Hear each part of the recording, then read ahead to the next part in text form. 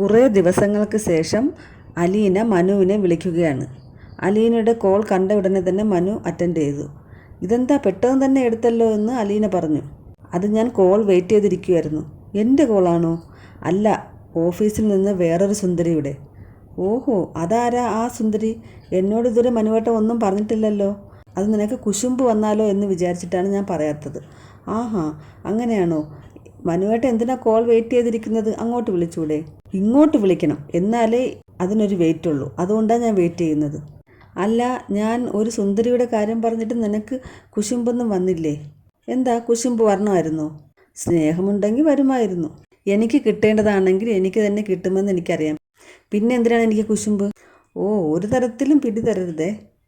എന്തായാലും നല്ല മറുപടിയാണ്, എനിക്കിഷ്ടപ്പെട്ടു. എൻ്റെ പേടി എന്താണെന്നറിയാമോ? മനുവേട്ടന് എന്നോടുള്ള സ്നേഹം കുറഞ്ഞു പോയോ എന്ന്. ഇപ്പോൾ എന്നെ വിളിക്കാറും കാര്യങ്ങളൊന്നും അന്വേഷിക്കാറും ഒന്നും ഇല്ലല്ലോ. ഓ, അപ്പോൾ പരിഭവമൊക്കെ ഉണ്ട്. ഇല്ല, എനിക്ക് സ്നേഹം ഒട്ടും കുറഞ്ഞു പോയിട്ടില്ല. നേരത്തെ നീ എൻ്റെ അടുത്ത് തന്നെ ഉണ്ടല്ലോ എന്ന സമാധാനമായിരുന്നു. ഇപ്പോഴോ? ഇപ്പോൾ നീ നിൻ്റെ സ്വന്തം അച്ഛൻ്റെ അടുത്തല്ലേ. കൂടുതൽ സുരക്ഷയും സംരക്ഷണവും അവിടെ കിട്ടുമല്ലോ, അതിൻ്റെ സമാധാനമുണ്ട്. അച്ഛൻ്റെ അടുത്തായിരുന്നു എനിക്ക് കൂടുതൽ സുരക്ഷ ഉണ്ടായിരുന്നത്. അച്ഛനോടുള്ള അത്ര ഇൻറ്റിമസി എന്ന് എനിക്ക് സ്റ്റാൻലി പപ്പയോട് തോന്നുന്നില്ല. അച്ഛനാണ് എൻ്റെ റിയൽ ഹീറോ. ഇത് ഞാൻ അങ്കിളിനോട് പറയാം. അങ്കിളിന് എന്ത് സന്തോഷമാവുമെന്നോ. അച്ഛനതൊക്കെ അറിയാം. ഞാൻ പറയാതെ തന്നെ അച്ഛനറിയാം. സത്യത്തിൽ അങ്കിളല്ല നിൻ്റെ ലോക്കൽ ഗാർഡിയൻ, ഞാനാണ്. ഞാനല്ലേ നിന്നെ അവിടെ നിന്ന് കൂട്ടിക്കൊണ്ടുവന്നത്. മുത്തശ്ശൻ നിൻ്റെ കാര്യങ്ങളൊക്കെ എന്നെയാണ് ഏൽപ്പിച്ചിട്ട് പോയത്. ആണോ? ഇതൊക്കെ നേരത്തെ പറയണ്ടേ? ഞാൻ വിചാരിച്ചു അച്ഛനാണ് എൻ്റെ സംരക്ഷകനെന്നാണ്. ഇപ്പോൾ നിൻ്റെ പപ്പയല്ലേ നിൻ്റെ സംരക്ഷകൻ.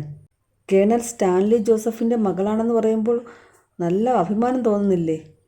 ശരിയാ മനുവേട്ടാ, എനിക്കത് മനസ്സിലാകുന്നുണ്ട്. അലീനയുടെ മുഖത്ത് ആ അഭിമാനം കാണാമായിരുന്നു. ഇനി ഞാൻ നാളെ വിളിക്കാമെന്ന് പറഞ്ഞിട്ട് അലീന കോൾ കട്ട് ചെയ്തു. സ്റ്റാൻലി അലീനയെ നിർബന്ധിച്ച് വിളിച്ചുകൊണ്ട് പോയി ഉപവാസം അവസാനിപ്പിച്ചു. പൗലോസിനോടും കാര്യങ്ങളൊക്കെ പറഞ്ഞു. അലീന പറഞ്ഞു, ഞാൻ പോയി വല്യപ്പച്ചനെ വിളിച്ചുകൊണ്ട് വരട്ടെ പ്ലീസ് പപ്പ. എന്നോട് ഐക്യദാർഢ്യം പ്രഖ്യാപിച്ച് ഉപവാസത്തിലിരിക്കുകയാണ്. പാവം. അത്ര പാവമൊന്നുമല്ല. നിന്നെ കണ്ട എന്നെപ്പോലും മറന്നു പോകുന്ന കക്ഷിയാണ്. ഞാൻ വിളിച്ചുകൊണ്ട് വരട്ടെ പപ്പ പ്ലീസ് എന്ന് പറഞ്ഞപ്പോൾ സ്റ്റാൻലി സമ്മതിച്ചു. അലീന സന്തോഷത്തോടുകൂടി ഓടി ചെന്ന് വല്യപ്പച്ചനെ വിളിച്ചു. വല്യപ്പച്ച വാ, ഭക്ഷണം കഴിക്കാം. അയ്യോ, നമ്മൾ സമരത്തിലല്ലേ? സമരമൊക്കെ തീർന്നു. തീർന്നോ? അപ്പോൾ നമ്മൾ വിജയിച്ചോ? അവൻ എന്നെ കഴിക്കാൻ വിളിച്ചപ്പോൾ ഞാൻ വേണ്ടെന്ന് പറഞ്ഞല്ലോ. ഇനി എങ്ങനെ നാണം കെട്ട് അവിടെ വന്നിരിക്കും? സമരം നമ്മൾ വിജയിച്ചു വല്യപ്പച്ച. സ്റ്റാൻലി പപ്പ പൗലോസേട്ടനെ വിളിച്ചു പറഞ്ഞു, ഇനി മുതൽ അലീന പറഞ്ഞതുപോലെ കേൾക്കണമെന്ന്. ഓഹോ, അങ്ങനെയാണോ? എന്നാ വാ, നമുക്ക് കഴിക്കാൻ പോകാം. പിറ്റേ ദിവസം സ്റ്റാൻലിയും വല്യപ്പച്ചനും കൂടെ നടക്കാൻ ഇറങ്ങുകയാണ്. വല്യപ്പച്ചൻ ചോദിച്ചു, അലീന നിന്നോട് പറഞ്ഞോ രാവിലെ നടക്കണമെന്ന്? എന്നോടങ്ങനെ പറയാൻ അവൾക്ക് ധൈര്യമുണ്ടോ? പിന്നെ അവൾ എന്താ പറഞ്ഞത്? എന്നും രാവിലെ എണീറ്റ് നടന്നാൽ പപ്പയുടെ വയസ്സ് പകുതിയേ തോന്നിക്കുകയുള്ളൂ എന്ന് പറഞ്ഞു. ഓ, അവൾ മിടിക്കുക. അങ്ങനെ തന്നെ വേണം പെൺകുട്ടികൾ. എന്താ, അവൾ പറഞ്ഞത് ശരിയല്ലേ? രാവിലെ നടക്കുന്നത് നല്ലതല്ലേ? നീ ഈ നടത്തമൊക്കെ മതിയാക്കി വെച്ചിരുന്നതല്ലേ? അത് പിന്നെ ജീവിതത്തിൽ ആകെ മടുപ്പ് തോന്നുമ്പോൾ നമുക്കിതൊന്നും ചെയ്യാൻ തോന്നുന്നില്ല. ഇപ്പോൾ നിൻ്റെ മടുപ്പൊക്കെ മാറിയോ? ഇപ്പോൾ എൻ്റെ മുകളിൽ ഒരു ലേഡി കമാൻഡറില്ലേ? എന്നെ ഒന്ന് ബോറടിച്ചിരിക്കാൻ പോലും അവൾ സമ്മതിക്കില്ലല്ലോ. ആ ലേഡി കമാൻഡറിൻ്റെ ആവശ്യം നിനക്കുണ്ട്. നിൻ്റെ കൂടെ ഉള്ളവരൊന്നും ശരിയല്ല.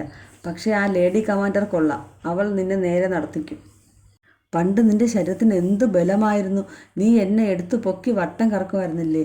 അന്നൊക്കെ ഞാൻ വിചാരിച്ചത് നീ നെപ്പോളിയൻ ബോണപ്പാട്ടാകുമെന്നാണ്. സ്റ്റാൻലി അപ്പച്ചന് ഒരു നോട്ടം. കൊള്ളാമല്ലോ അപ്പച്ചൻ്റെ ആഗ്രഹം. എന്തായാലും നീ അങ്ങനെ ആവാത്തത് നന്നായി. എങ്കിൽ നീ ഇപ്പോൾ 2 യുദ്ധം തോറ്റേനെ.